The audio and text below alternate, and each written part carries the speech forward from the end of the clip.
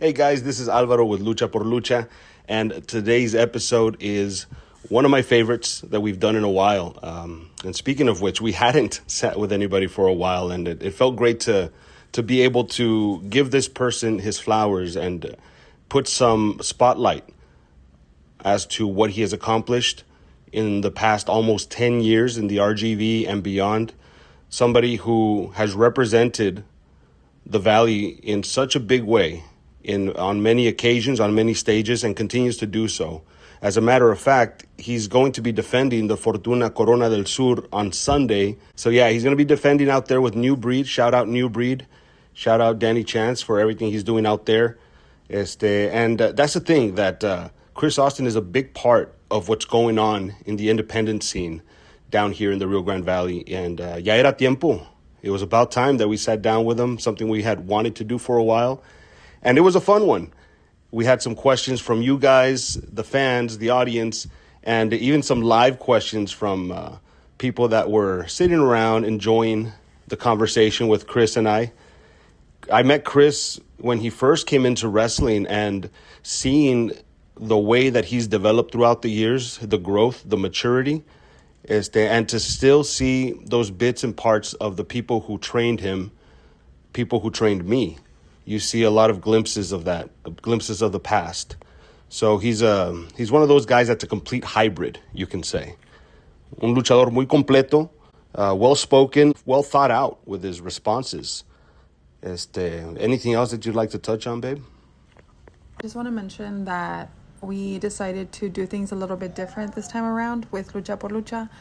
This time we did it at the Gremlin with Criss Austin, and we had such a good time. And we're so excited to share this episode with you. Hope you guys enjoy.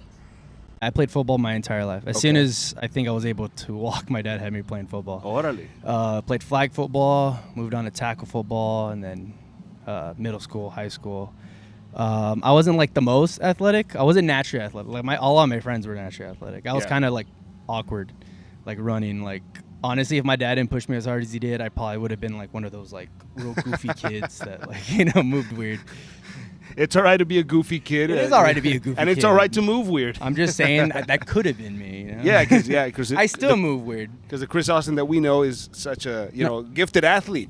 But if you see like certain shots of me running, some people have caught it. Like I'm running arms down, like really like flailed out. And I had a coach who said that I used to run like a Clydesdale. I don't know what that meant, but a Clydesdale. Clydesdale. It's a big ass horse, by the way. Oh, okay. So, tell us about the plot twist of when you went from being just a wrestling fan to thinking, okay, now this is something that I'd like to do. So it was probably that first day of training, honestly. Like I remember walking in, which by the way was hard enough to get into.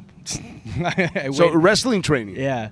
So I took my first bump and I was like, whoa. You felt it. Yeah, I felt something. I don't know what it was, but I felt it.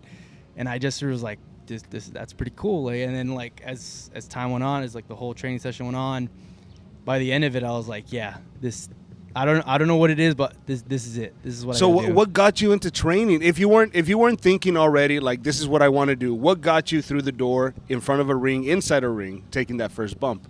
What convinced you that this is something you should try? Okay, so I'm 100% in the belief that no matter who you are, what you grew up to do, whatever hobbies you had, as soon as you saw wrestling, at one point you went, I could probably do that. Yeah. And that was pretty much my thought process, was like, I think I could probably do it.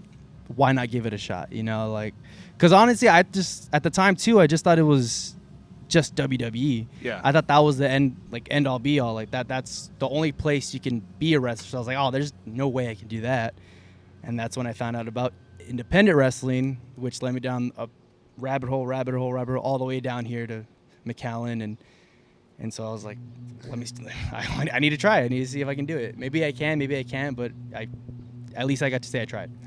Would you say that you have a maybe like a first memory of what wrestling was, like what wrestling looked like to a young Criss Austin? What was the first thing that you can remember? The very first thing I remember was sitting in my grandma's house. My uncle always used to watch wrestling, and he was watching it, and I didn't really ever like he would always watch in the background, but I never really paid attention to it. You know, Yeah. like I knew like as a kid they would buy me little like Goldberg and Stone Cold stuffies and stuff like that.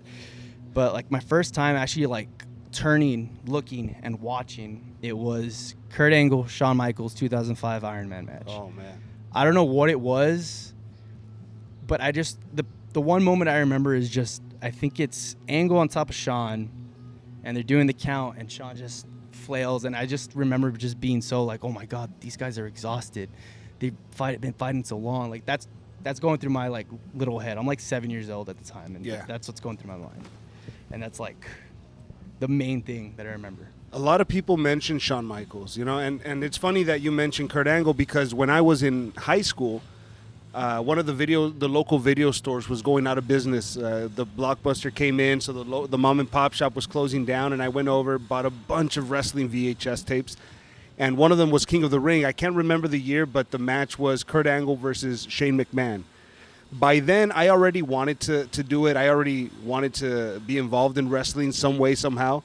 But it wasn't until I saw Kurt Angle versus Shane McMahon that I thought, holy cow, like these two guys, like Kurt Angle, the Olympic gold medalist, doing something so extreme, like throwing somebody through glass, him going, you know, hitting the fucking shooting star press, like getting hit with trash cans, like all that stuff. You blew my mind that somebody so gifted can perform at that level that I thought, you know what, this is what I want to do. That wasn't the only match, right? But it's funny that you mentioned Kurt Angle, someone who hasn't really been in the business as long as a Shawn Michaels by this point, or even others at that point. He picked it up pretty quick. Did you pick up wrestling as quickly as you did football, or was wrestling a lot tougher to get into, you know, the rhythm of? So it's like yes and no, because like I picked up everything physically pretty quickly. I was like rolls easy, bumps easy, alt flips, running the ropes, like everything else. Physically, that was papitas to me, whatever. Yeah. Easy. But it was the mental stuff that took a lot to learn. Mental stuff like what? Like how to call a match. Okay. How to call a match in a ring, how to connect with the audience. Because I remember I would just go in there, do what they told me to do, and I would just do it, you know, because like, I physically could. But I never knew how to like do it on my own, basically. When was that one moment that you figured, like, I got it? Like, I know what I'm doing in here. I don't want to say it. We'll leave that for another episode. No, I'll say it. Okay, here it comes. It was with my match with Danny Chance. With Danny Chance. Danny Chance of New Breed Wrestling. Yes, Danny Chance of New Breed Wrestling. 2018, it was the Grand of Valor. That's what they used to call it, right? Oh, Proof of Valor. Proof of Valor, tournament. Me and Danny Chance are wrestling in the second round, and I remember him letting me call a little bit of the match. Like, what do you want to do here? What do you want to do here? And once it finished, that's when I realized, oh, this is what wrestling's supposed to be. Kind of like, I was like, this is where this goes. That's where that goes. And even now I look back on it, I'm like, okay, I can see different things where I can like fix in that match alone. But because of that match, I know how to do that. You know, the mind goes 1,000 miles an hour when you're in there. And it's funny because I've been in situations in the ring, and I'm sure you have too, where you do something that you had in mind, but then things don't go as planned. So you have to think about what to do next. What would it mean to the audience? What would it mean to the match? What would it mean to your opponent, to you? There's a lot of things to consider. So when you're in those moments, it feels good to hear the crowd react the way you want it to, but you have to be skilled, because if you don't get properly trained, then you're never really going to get to that level where you have the crowd in the palm of your hand, which honestly is really what the audience wants. Like, they want to be taken on a ride. They want to suspend disbelief. They want to go somewhere and forget about the real world, and that's where performers like Criss Austin, performers like Downtown Felix, a friend of the show, a friend of ours. Any message that you want to shout out to Downtown Felix? Wherever Downtown Felix is, I love that guy. I love him. He's a cool guy. Love him like a brother. He's a cool cat. He's a cool guy. Yeah, we're going to be talking to Downtown Felix in a later episode of Lucha por Lucha. But you know what? I didn't get to thank you for coming on the show. We're not done yet. I just want to thank you. And I also want to thank the Gremlin who allowed us to set up shop and Shout also, out the Gremlin. you know, I got love us the some Gremlin. cold drinks. I got myself a Pluton Garrett, I believe is the name. It's an IPA. I got and an it's Lori's Alaskan favorite. Amber. from Alaskan Alaska Amber. Brewery. Yeah. So shout out to alcohol. Yes, sir. So Chris, you've been doing this for a while. Do you have a number on how long you've been doing this? 9 years. 9 years. 9.5 years. You know, that's funny. At one time, there was somebody I had talked to and told, they had asked me, how long do you think it's going to take before you take off or before you're satisfied or before you think to yourself, like, I've made it? And I remember saying to them, like, I expect in the next maybe 10 years. And by then I had been in 2 years. I had said 8, but then in my head, I'm like, you know what, 10. 10 sounds more accurate, something more realistic. I was in my early 20s then. And they looked at me like I was crazy. They're like, 10 years? Like, are you serious? Like, you're going to be trying to make it for that long? The thing is, in pro wrestling, you don't hit your prime until much older. And you see a lot of these stars who are maybe even 20 years older than us, who are still going at 100 miles an hour, who look great, who are doing great. And who's to say that things don't happen sooner? But doing this 9 years, looking back at your career, was there a time that you can say that you took a gamble on yourself? And how did that turn out? So, 9 years, long time. Still doesn't feel real, you know. I still feel like the kid in the locker room, even though I've been, because I mean, I'm only 28, so every time You're a baby, man. every time they ask me, I'm like, yeah, I've been doing this like 9.5. They're like, what? Yeah, How old are you? young. But I think one gamble I took on myself was when I left New Breed Wrestling. It felt for me like it felt like a safeguard, you know. I always had that, you know. I was always going to be booked there, even if I wasn't getting booked out of town. I was always getting booked there. Was New Breed doing weekly? Yeah, no, I think they were doing monthly, Okay. or at least bi-week, or no, yeah, twice a month. Now they're doing weekly. Yeah, now which they're is doing weekly, Crazy, which is great. I mean, hats off to anybody who can Bringing run- it back from the Cena days. Back at Cena El Rey every Friday, and you know, it's fun to see consistent wrestling like that. You know, props and my hats off to the team, because I know it's not easy. I know they have a good rhythm now, but sorry, didn't mean to you're good. interrupt you with that. And leaving meant like I had to find my own bookings. I had to like talk to people, connect, you know, and see if I can, you know, get out there. So I think that was the biggest gamble, and luckily it paid off. I was able to, you know, go to different promotions, learn under different people, get good advice, win my first title outside of the Valley, which was a big goal of mine since the beginning. So that was probably the biggest gamble I ever took on myself, for sure. And before that, well, how long did it take you before you did something like that? How long were you in the business for? And also, what was stopping you before from taking a gamble like that? I think at that point that was 2017, probably 5 years into the business, which is probably like actually crazy to me saying I'm saying that out loud now that I was only 5 years into the business doing that when I did that. Yeah. Dang, I didn't realize that. So I think what took me was I felt so much loyalty to the Valley. Like I wanted to be the guy that was from here, that made something of myself from here without having to go outside, you know. And obviously I learned that, no, you need to do that because you need to learn and all that. And, you know, more exposure is not a bad thing. But for me, it was more like the Valley's my home. I want to prove that you can wrestle here and make it here. Yeah. Just like not out there, whatever. So that was my biggest thing, my loyalty to the Valley. But things change, and I took that gamble. Would you say that somebody who would be in your shoes then, let's say somebody who's 2 years in, who doesn't want to explore outside bookings for the same reason, like I want to be homegrown, I want to stay here, I want to make it here, I want to make this the place. What would you say to that person? I'd say do it. Especially, you said 2 years, I'd say do it for sure, yeah. for 2 years in.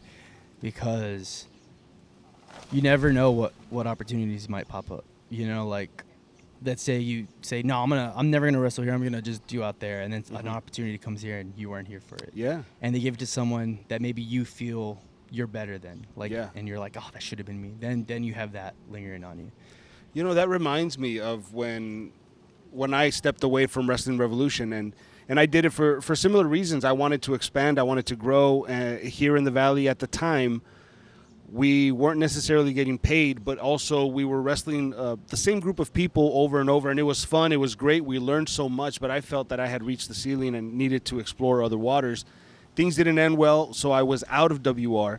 And that's when WR cut a deal with the NWA, and then you had guys like Raymond Rowe come in, Jack Stain, R.I.P., would come in, people like Paul London, and a whole bunch of different, cast of different stars, you could say, from the National Wrestling Alliance coming into WR, and I felt like, man, like I'm missing out. At the same time, I mean, I don't regret it because I still grew so much traveling and working other promotions. I learned so much on the road, but here at home, there was a great opportunity happening and I wasn't a part of it. So it makes a lot of sense what you're saying. Yeah. Like, it just, that was, again, a big fear because I think a lot of the times it felt like we were getting to that next point. Yeah.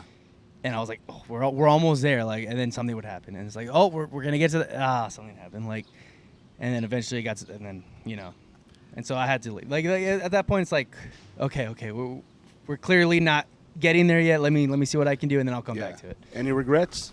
No regrets. Okay. You can't live with regrets. That's true. What is one misconception that you think people have of you?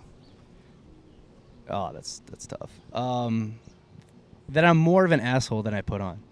So sure. You say that you're not I'm an asshole. No, but you're yeah. less than what people may think. Yeah, I'm an asshole, but I'm less than what they think. Like I'm more friendly than I think people assume I am. Yeah. Like I remember I used to tell somebody like, hey, sometimes you gotta try to not blend character with personal sometimes, and you know, whatever. And I think I took that advice a little too hard, where I just everything about me was gimmick, you know. Okay. Like and I felt like it put on a bad kind of thing for me, you know. Oh, this guy's he's an asshole. Like it's tough, man, because when you're at an indie level, like you wanna branch out, you wanna do something that's gonna change your career path, you want something that's gonna take you to the top, you know. And sometimes we feel very strong with what we're doing, and you hear these stories of what it was like in the past. People kept kayfabe, you know, kayfabe was alive, and people wouldn't tell the secrets that would happen in the locker room or how this was done. So I can see why someone can fall for that sort of trap. And, you know, there are guys who keep kayfabe and they do a great job. But I think in today's world, it's so hard to not give people a sneak peek to what our real lives are like. Yeah, for sure. So it's tough to keep that persona 24/7.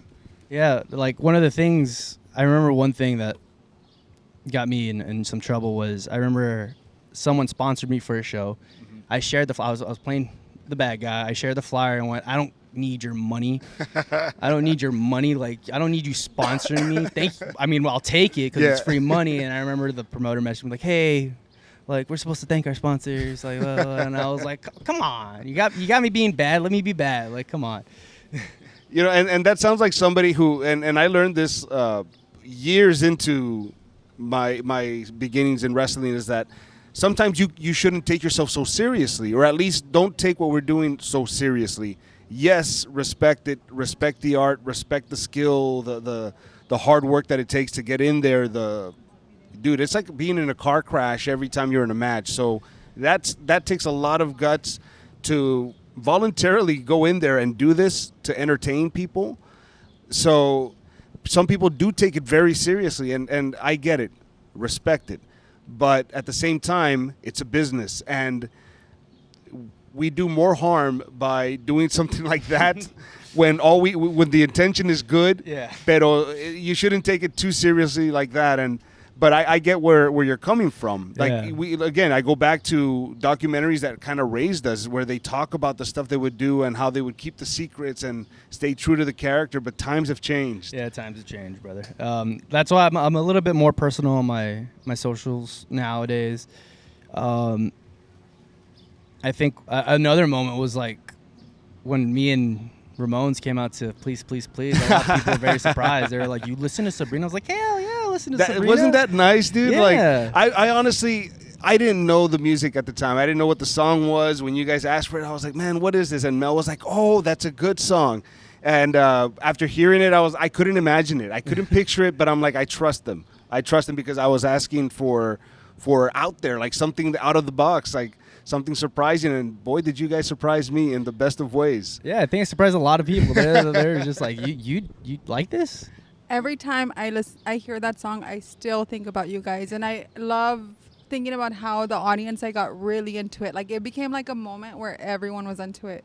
So that like just warms my heart that you guys went and did that. Yeah, that was our goal. That was definitely our goal for it.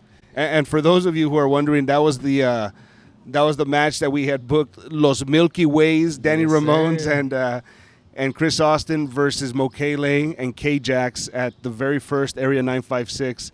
Of course, Fortuna Texas Wrestling, we enjoy these thematic shows, and for this one, we were telling them, I need spacemen. I'm gonna get you guys some space suits, and Ramones, you'd look great in a mask. And you asked me, why do I have an eye patch? I was like, wait, I don't know. Like, there's just something in my vision that I could see Ramones with a mask, you with an eye patch, and you're like, fuck it. And you know what? I came out with the eye patch, and it worked. I looked like a Martian. It was awesome, great. dude. It was awesome. The crowd loved it. Again, unexpected. So, are there any obscure facts about Criss Austin, something that people may be surprised? We were talking about your entrance with Ramones and how that surprised a lot of people.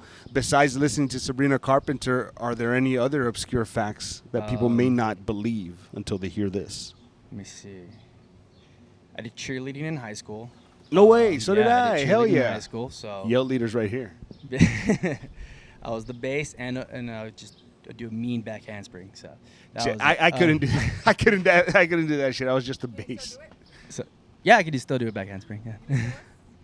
Not out here in these clothes. No. I don't know. Never say never, pal. I was a cheerleader in high school. I love Taylor Swift.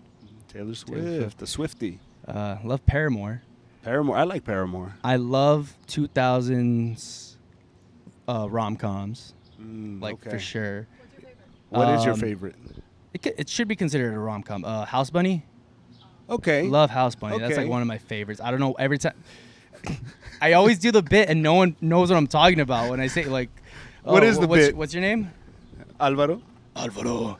Yeah, the girl does Yeah, that. I always do that bit and no one ever gets it. And I get so mad. I'm like, You sound like a monster. You don't look like a house bunny. So it's easily That's confused. True. That is very true. I took dance in middle school, so I know a little bit pretty cool. I know like a little bit of salsa, tango. Nice. Yeah. And I used to break dance in elementary school.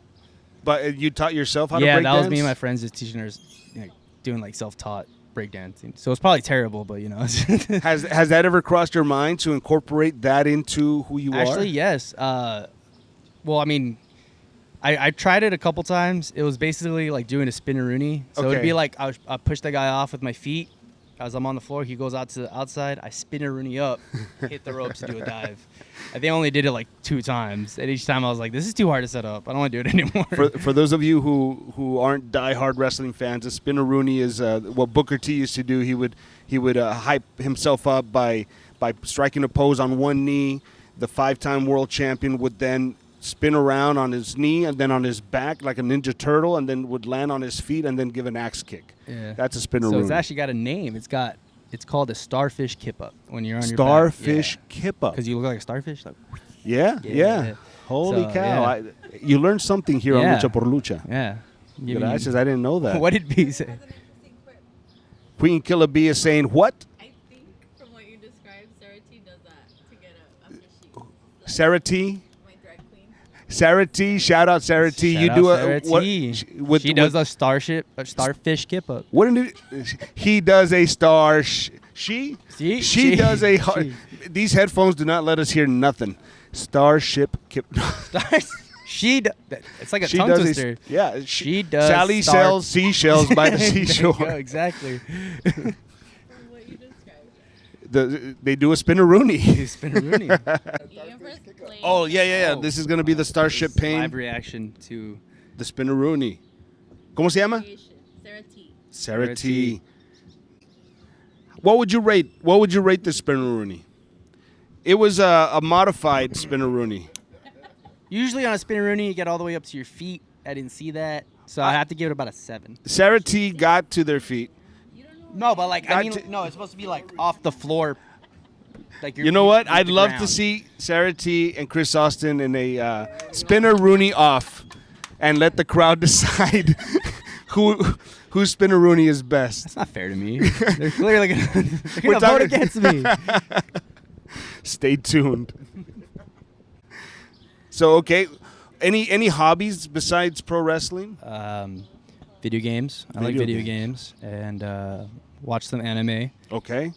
and Any favorite animes or anything that you want to put people on? Jujutsu Kaisen, amazing. What's it called? Kaizen? Jujutsu Kaisen. Jujutsu? Jujutsu Kaisen. Jujutsu Kaisen. If you haven't seen Dragon Ball, what are you doing with your life? Like, Yeah, come on, you Dragon gotta Ball's watch Dragon Ball's the shit. Hell yeah. What what was your favorite saga? My favorite saga is definitely Cell Games because was good. my That was really goat, good. Gohan. You know, Yeah. that's my goat. That's my favorite character, Gohan, right there. For those wondering, my favorite is Majin Buu series. Oh, okay. I love the that's Buu series. That's yeah. Jasmine's favorite too. Yeah, It was a lot of fun. A lot of unexpected She twists loves and turns Buu. for me. Yeah, I enjoyed it. I loved it. I had no idea that Kid Buu was so powerful. You know, yeah, but for sure. good stuff. Even as a child. Good stuff. Any advice, Chris, to anybody who wants to become a pro wrestler, somebody that wants to get into the business? As simple as this may sound, do it. Do it. Do it. I feel like a lot of people, I hear a lot of what ifs. Like a lot of people, there's nothing wrong with starting later, but sometimes starting sooner is, a little bit better, especially if you have the time for it. I hear a lot of people like, oh man, I wish I would have started sooner, blah, blah. And it's like, why didn't you? It's like, I saw, but I wasn't like 100% sure. It's like, and that's why it's like, just do it. If you have a feeling about it, just do it. Join whatever school is near you and get started like ASAP. What is your opinion on? Because we see this on a pro level. We see this on a pro level, major level, and it makes sense. But it may not make as much sense on a local level. What is your opinion on celebrities, influencers being involved in pro wrestling on an indie level? Things are about to get interesting. All right. I fucking hate them. No influencers, no celebrities. They have their place. I mean, wrestling was built off the... Let me take a sip, too. Wrestling was built off the backs of WrestleMania and the influence that celebrities had into pro wrestling. Fact. The main event was sold on Roddy Piper and Mr. T's beef. Yeah. So they have their place in history, but I feel like as we evolve, everything evolves around us. And I feel like pro wrestling at this point doesn't need the celebrities. Like, no one's going to go from the mainstream, oh, my celebrity's on wrestling, let me go check it out. Oh, cool. I get the hopes of hopefully they'll be like, oh, yeah, cool, wrestling, awesome. But, like, they don't have to be involved in, let's say, storylines. Mm-hmm. They could come and be on the, I think recently Eric Andre was there and they just killed him. They just murdered him. They beat his ass. And then that's going to be the end that we see of Eric Andre, hopefully. But, like, it should be. Like, if it's that, that's fun. That's Yeah. great. So he shouldn't come back for a match. But, no, he shouldn't come back for a match or anything like that. Unless they're Bad Bunny. Bad Bunny's amazing. I'll never say a bad word about Bad Bunny. Bad Bunny did can you come feel as this? long as he goes. Did you feel this way? Oh, Bad Bunny can come for how long? Wait, no. He can come for how long? No. As long as he wants. As is long what as he Criss wants. So did you feel that way about Bad Bunny before seeing him wrestle, like coming into that match, or did you already have a feeling that it would be good? Well, no, because he was doing bits with everybody before the match. I remember it was like yeah. a random Raw or something during the pandemic where he hits Morrison, I think John Morrison, with a Canadian on the outside, and I was like, Bad Bunny can do a Canadian? I know, like, so many guys who can't do a Canadian, they're all Yeah. scared, like, okay, like, maybe Bad Bunny's for real, And then, so when they announced the match, I was like, oh, I have nowhere. I feel like he's going to do. I think he also had a Royal Rumble spot Yeah. where he did a bunch of cool. I think He he did did like do something, piranhas yeah. and all that stuff. I was like, never mind. This guy's for real. He's fine. But you're saying on a local level or indie level? Yeah, it's just- no. Like, here's my thing. But see how I'm getting really excited about Buddy because Yeah. he put in the time to learn Yeah. how to. I think a lot of people just want to do it just to do it and be a character, which is fine. Mm-hmm. But we don't need you to be a character. Like, Should unless you want to be devoted to this 100% of the time. Yeah. Other than that, Stay out. stay out. I don't know. Just because you want to, play. I guess I don't know. Play rest. I don't know what it is. Like, I even if they're feel like they fans? get something off of it, Even if they're fans, like especially if they're fans. like an influencer who's a fan or a Oh, true. But you know what? Like he said, what he was saying is Bad Bunny took the time to train and get involved in how to make it work, and so I guess for those influencers who want to work with Criss Austin, Yes, and, if you local want to get in the celebrities, ring and learn how to wrestle, then yes, I'll teach you, and then we can actually do something until you're good enough. but not this. Let me come in and start. Yeah, let me barking come orders. in and flex my muscles because I'm sponsoring the show. Like, oh, I gave you money, so let me play wrestler. Like, That's I it. don't, what did I say earlier? I don't need your money. Criss Austin does not need sponsorship money. Okay. This is what I'm Give it- talking give about it- when people are give gonna think I'm an asshole. So that was a hot take. That was a hot take that we wanted to talk about.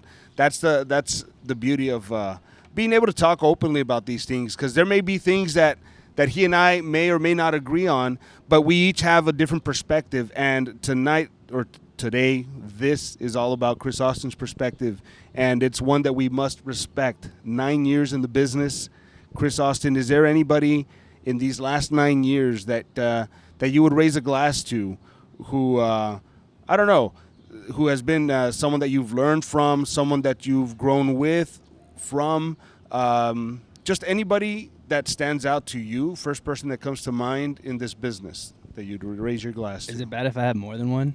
It's not bad. Okay. Because I feel like it's gonna extend a little bit. That's all right. That's all right. We're on your time, pal. I'm gonna try to name. Everyone's very important to me See. in wrestling, but these are like, I guess, the most important. Sorry if you get your feelings hurt. Anybody who I don't mention.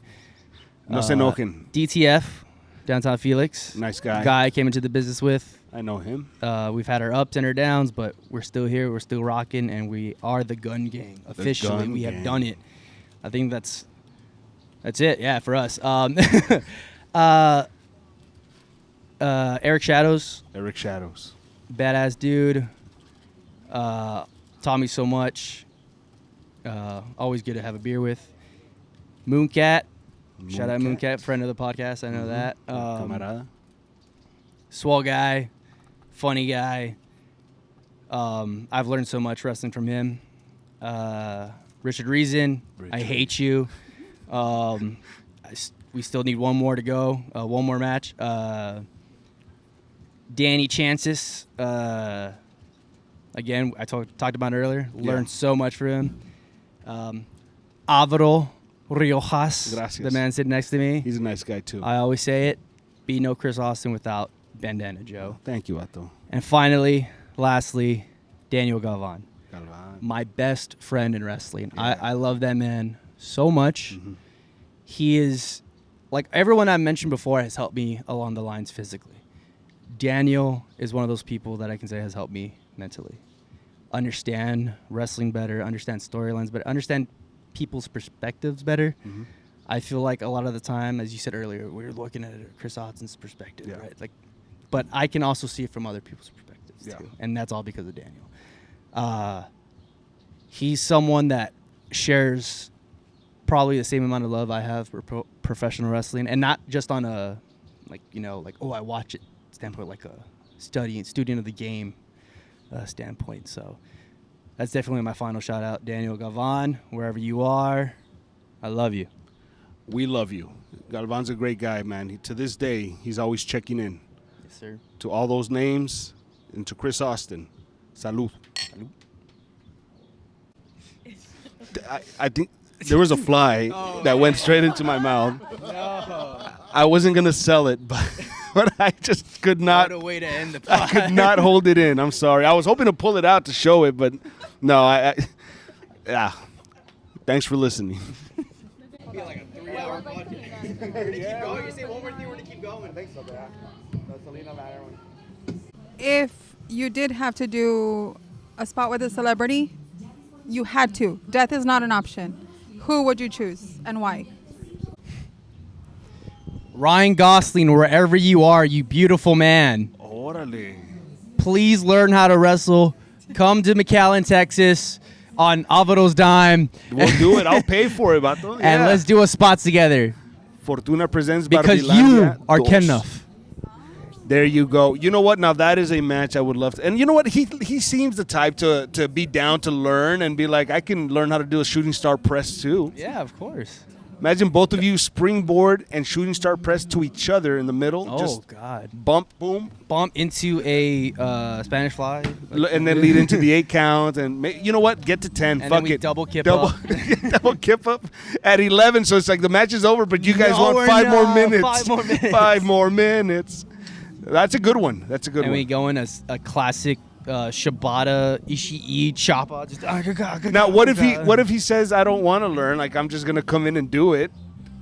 What's the Sorry, match? Ryan, you gotta just out. Light him up. Light him up. light him up. You gotta at least take 15 chops. And, yeah. and then I'll be okay with it. 5 in each corner. 5 How in about each that? corner. 20. Actually, I'll do 20. Yeah, each corner. Right. It was supposed to be 30 minutes. 30 minutes. We're on an hour and I 15. said this. I was like, it's always gonna be 30, 45. Like, So we're circling back because Criss Austin mentioned that he was a cheerleader in high school. So my question was, like, how long did you do it? it was 1 year, my senior year. Cheer coach was trying to convince me and my friends because we were football players. Like, hey, we some boys on the team that can actually lift because they had, I think, a boy like the year before. Yeah. But he couldn't pick up the girls to do like stunting and stuff. Yeah. So he wanted boys, and I was like, Coach, we're football players. How are we gonna do it during the football? And he was like, no, we just need it for pep rallies and like. Did y'all do basketball season? No, we didn't do basketball season because they didn't Lucky, really do man. stunting. They just had the girls. Our gym was small, so they only had space to do like cheerleading. That's it. We wouldn't stunt too much either, but they wanted us there también. I was like, hell no. Yeah. I had to do it, but fuck it. So yeah, and then his big offer was, you can be part of my personal team, like his home gym, and I'll pay for your traveling. You can compete, and you can I'll pay for your food, your stay, like your hotel. And I was like, I mean, how can I say no to free trip? So me and my buddy, we said yes. Like we were like, okay, let's do it. Like, and yeah, free travel, free like food. We were able to like hang out, like basically do nothing on the weekend. Like it was fun. And girls also. So see, when I joined, a lot of people were like, because of the girls. I promise you, it was not because of the girls. My sister, prior to me, was the cheer captain, and to me, I don't know, I thought it'd be cool if because my sister was in cheerleading. What if I follow in her footsteps and I help these girls? Like I throw them up in the air and. Like, it wasn't, I promise you, it wasn't because I wanted to date any of them. None of that. I just wanted to participate and help in a way that somebody else couldn't. Yeah, for me, it was like, if you think it was for the girls, you think I would have, joined already? Like, you don't think I would have joined already? Boy, see, that's one thing they don't think about. We didn't get to compete, though. I did it for about 2 years. And we did go to a camp once, somewhere out in Far, I believe, at the Summit. It was what it was called. Very similar to that Quisqueya place. It looked like that because the floor was all bouncy and gymnastics-like. We ended up spending the night. It was a fun time with your friends and all that sort of thing back in high school. But cheerleading, I feel, prepared me for wrestling, especially lucha, because in lucha, that's when you have the majority of the guys flying, and you have to have a strong, solid base. And with a strong, solid base, it doesn't matter what style of wrestling, it's necessary to, for protection, not just yourself, but your opponent, to make sure that you're able to perform these moves. Would you say that there's some stuff that you learned then that you bring with you now? Yeah, definitely. Literally most of my flips, like backflips and stuff like that, came from not just cheerleading, but I also did martial arts growing up. So I practiced a lot of tumbling as a kid. And, yeah, doing the backflips and doing back handsprings. I remember I don't know if I can do it anymore, but I used to do this one move. It was kind of like, how Trish Stratus did the Matrix, the back bend. So instead of back bend, I would do a full back handspring through a clothesline. To avoid it? Yeah, to avoid it. Like, instead of just, ducking or something, cow, just do a full back handspring, like real Matrix style. What if...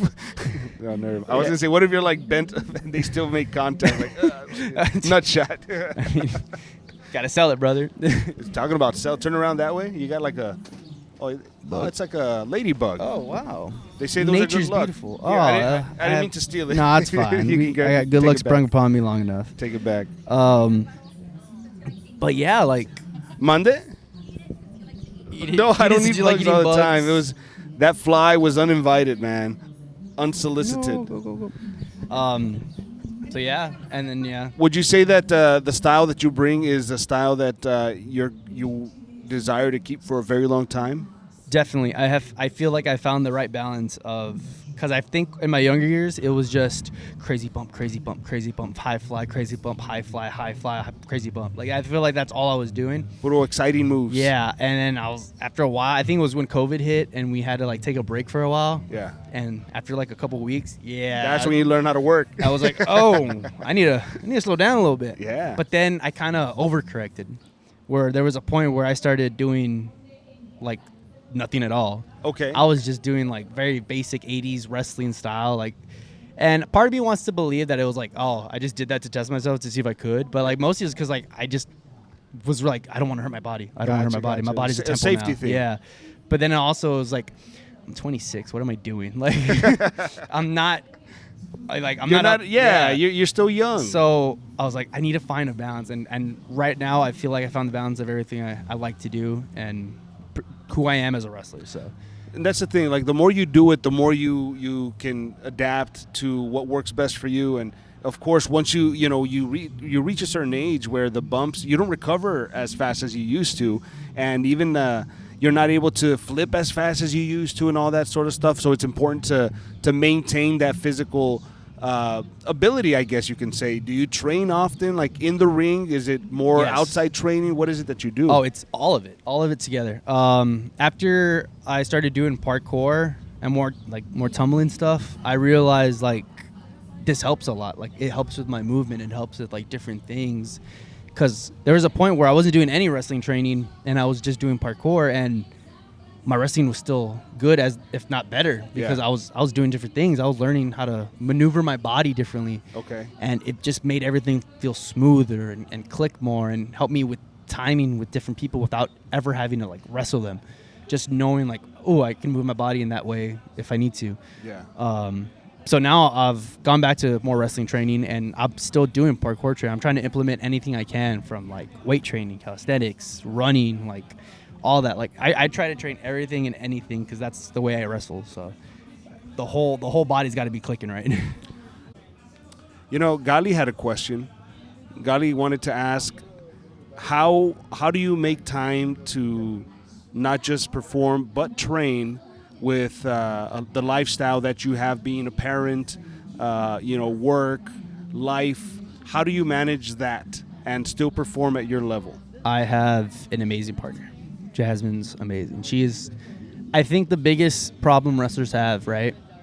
When they get into wrestling, is trying to date somebody who doesn't understand wrestling.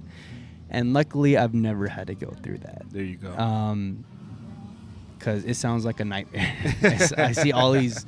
You can't relate. Yeah. Like you can't relate. Everyone, they're single. They're like, hey, no one understands wrestling. It's like, don't got that problem. Not for me. She understand. I'm like, hey, I'm not gonna be home today because I'm gonna go training. Okay, I'm not gonna be home today because I got a podcast. Okay, that's fine. Like, yeah. Because she knows this is what I want to do. Whatever helps me get better, or whatever helps me, get my name out there. She's gonna be supportive of it. Especially when it helps her too. There you go. Yeah. If I start raking in the money, then there you go. She's taken care of. No, and the beautiful thing is that you guys are working as a team, and yeah. You can't do this alone. Like it's a tough business, and it's tough to not just get over, but actually make it. It's tough to make this a living, but having the right partner, you're one step closer than you were before. Having someone that understands, but also, like, I'm putting her over, like, as a motherfucker. But also, like, if you love two things, you shouldn't have to compromise one for the other. Like, it shouldn't be this or that. Yeah. If you love two things enough, you'll make it work. And I proved that when no one could watch my baby. I promised you I'd be at the West Coast Library to watch Cinemania. I remember, do some interviews. Yep. So I brought my baby. That's true. I said, I'll take care of him. He'll be good. He'll be a good kid. And he was, and I still did everything right. I had a promo battle Yeah. with James Blackheart Back and while forth. holding my kid. So A few years ago, we had a watch party, and yeah, that's right. Chris told me like I'm gonna be there. You know, I'm gonna bring my baby. Is that cool? I'm like, yeah, man, bring him with you. And there he was on stage with the baby in hand, talking his shit, telling the guy I'm gonna whoop your ass. You know, I have my baby here, but I'll still whoop your ass. And that was fun and memorable. And that's true. Like it does take some dedication to pull off something like that. So now this is the section where we ask the fan questions. What is next? Oh, wait, this is the Aldo Nava. What is next for Criss Austin in wrestling, and what is the short-term goal currently? I hate those questions. They're too deep. What's next is right now I'm working with the newly formed promotion of Citrus All Pro Wrestling. Shout out to And Citrus. So right now, what's next is that I guess that goes into both questions. What's next and the short-term goal? Help make Citrus All Pro Wrestling like what Wrestling Revolution used to be for Cena, Ray, and McAllen. Like The staple. but that for Edinburgh and the Citrus. Yeah. Make it the staple of Edinburgh. Like it's like, oh, guys, Friday night you get to watch Citrus All Pro Wrestling. Saturday night we get to watch the UTRGV Vaquero football game. You know, like that. Like you have a weekend planned in Edinburgh. Yeah. Just for those two events. Like that's what I want it to be. Very doable. Very doable. We went. My wife and I went to the show. Had a lot of fun. Question number 2. What's the craziest bump you've ever taken? It's like a 5-way tie. Oh no. A wild drunk man over there calling shots. I'll give 3. I got 3. 3 wild bumps. 3 wild bumps. 1, suplex onto a ladder that's kind of like slanted, and it literally broke the ladder. Boom! And my back. 2, James Blackheart power bombing me off a table onto mulched ground. I remember Yeah. that shit. I was like, what the fuck are they thinking? Like, what What the was hell? I thinking? And I was thinking Daniel Galvan's opinion matters so much to me. Because I went up to him and I was like, hey, Daniel, what would be better? If he picks me up and power bombs me onto the table, we're on the table, he picks me up, power bombs me onto the table.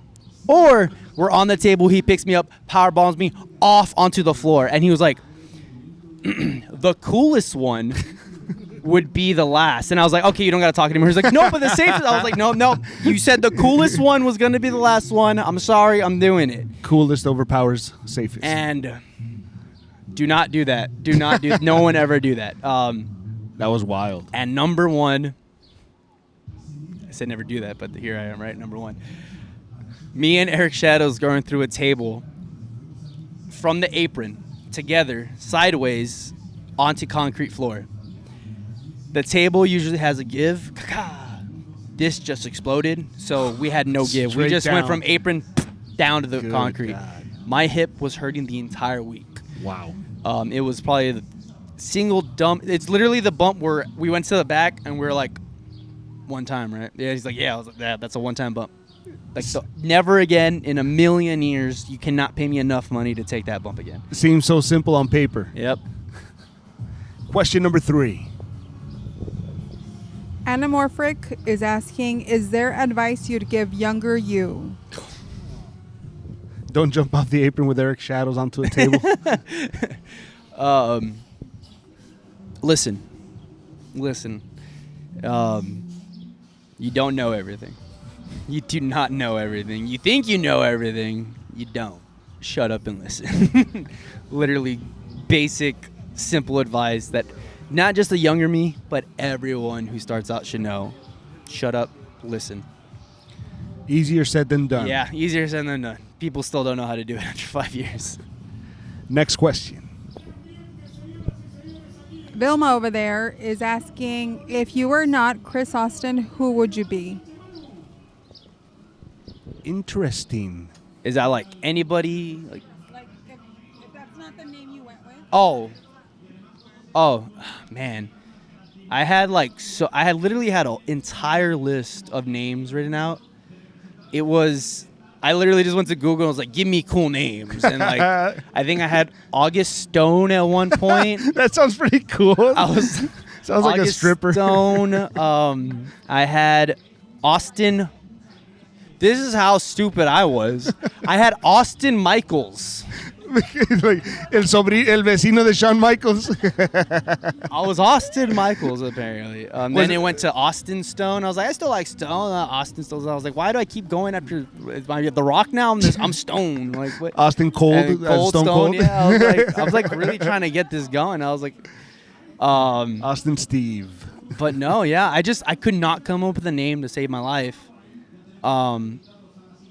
Until literally Dante just said it for me. He was like, "What's your name?" I was like, "Peter." And he was like, "And what names do you want?" I was like, "I don't know. I kind of like Austin because my mom wanted to name me Austin, and like I love the city Austin." He was like, "Okay, and what's your middle name?" I was like, "Chris." He's like, "Criss Austin." I was like, easy like that.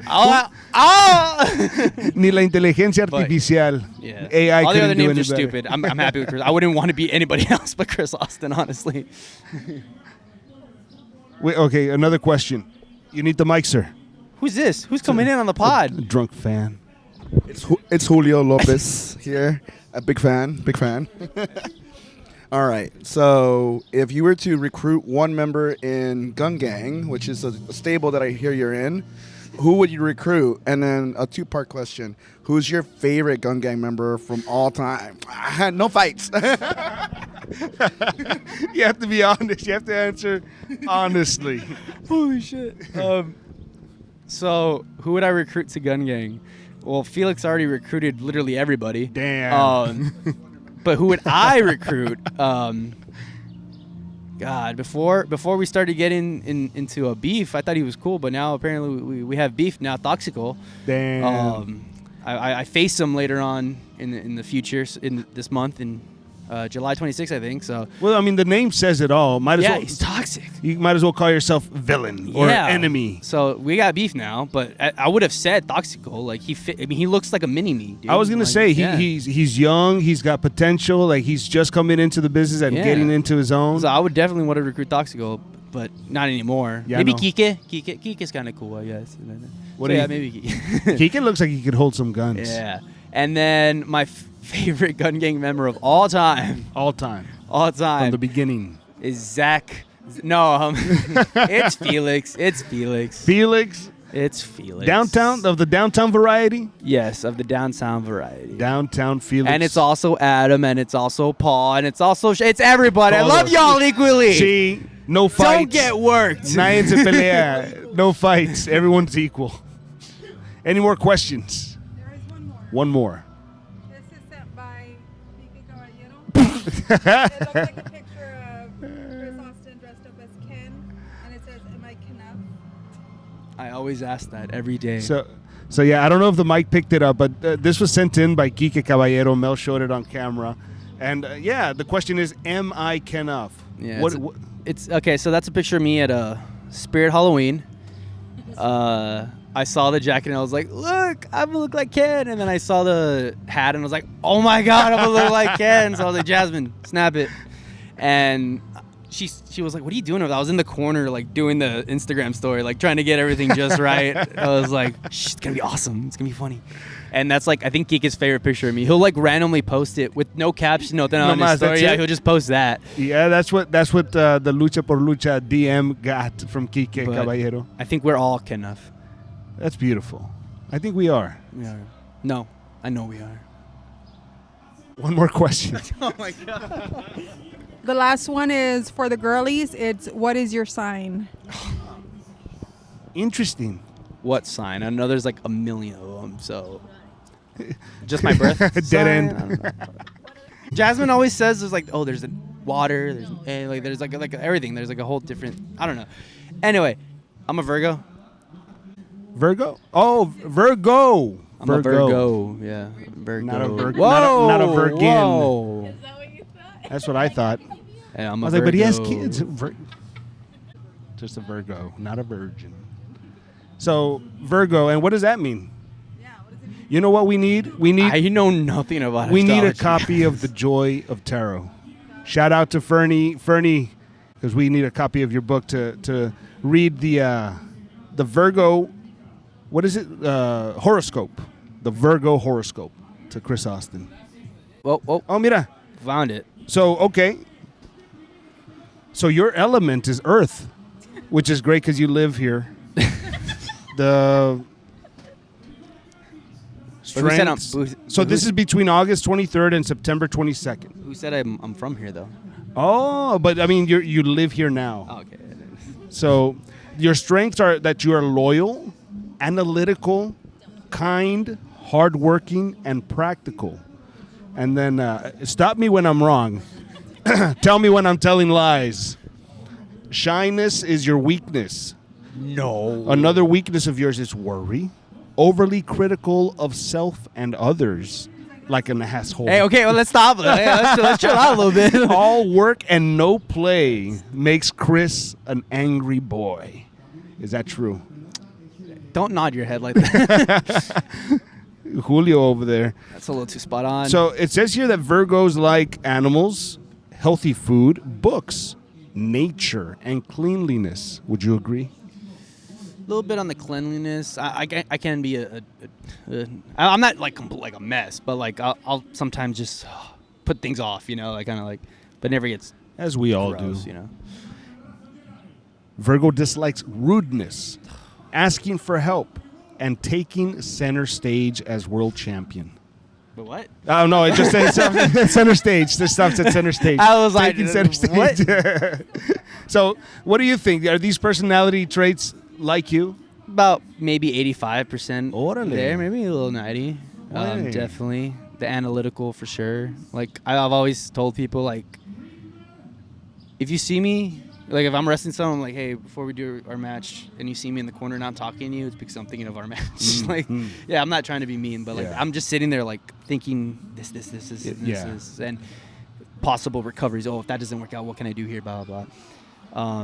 And then I think one of the ones I really point out is I think what was it? Rudeness, asking for Rudeness. help. Definitely hate rudeness. You don't like asking others for help? Asking for help, yeah. Not that I hate it, but I think I have a problem Okay. not doing it. Sometimes, and I think that leans into the shyness part. Yeah. That was in there. Like Yeah, I feel like yeah. I'm too shy to ask. Like I remember when I did AEW, and they told us, go to anybody, talk to them. They'll be more than happy to talk to you. Yeah. And I saw Shibata right there, and I was like, I want to talk to him. And I was like, no, I'm too shy. He didn't say hi? No. He's one of the nicest guys, I man. know. And I've recently talked to him about coming down to Texas. One of You know those things what? that was like, If it happens again that you're backstage, I'll introduce you. Okay. And you have my word. I will introduce you. He's I don't want to say a great friend of mine. He's a good friend. He's a friend of mine, you know, so we're friendly with each other. I'm going to have to learn my Japanese now. Yeah. Well, you know what?